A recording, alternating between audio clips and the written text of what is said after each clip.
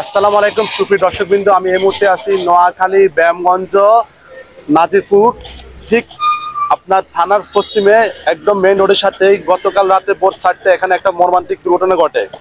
একটা ট্রাক ডান অবস্থা ছিল, এই ট্রাককে অপর একটি ট্রাক পিছন থেকে এসে ধাক্কা মারে, আর ধাক্কা মারার সাথে কিন্তু ওই ড্রাইভার এবং তার সাথে হেল্পার দুজনে কিন্তু স্পটে মারা যায়। আমার এই মুহূর্তে সরাসরি আমরা স্পটে আছি, আমরা দেখতেছি আসলে যে ট্রাককে ধাক্কা দেওয়া হয়েছে ট্রাকটা কিন্তু অলরেডি পুকুরে পড়ে গিয়েছে। আপনাদের দেখে একটু আপনাদেরকে একটু, আচ্ছা এখানে কোনো প্যাসেঞ্জার ছিল, কেউ ছিল? ড্রাইভার কে ছিল এখানে? গাড়িটা জানেন এখানে কেউ ছিল?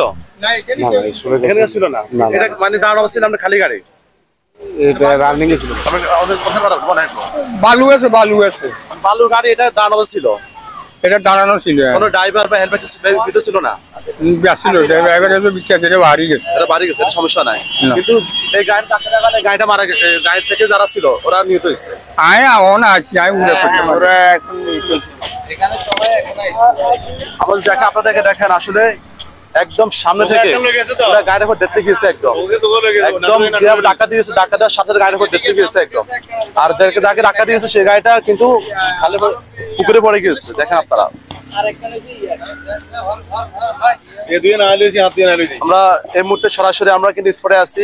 লোকেশনটা হচ্ছে নোয়াখালী ব্যায়ামগঞ্জ নাজিরপুর মেইন রোডের সাথেই, এটা হচ্ছে ব্যায়ামগঞ্জ থানা পশ্চিম পাশে লোকেশনটা। হ্যাঁ, ব্যায়ামগঞ্জ থানা পশ্চিম পাশে। দর্শক, এই রাস্তাটা হচ্ছে চৌরাস্তা থেকে বাংলা বাজার যাওয়ার যে রাস্তাটা, আসলে এই রোডটা কিন্তু এক লাইনের সড়ক।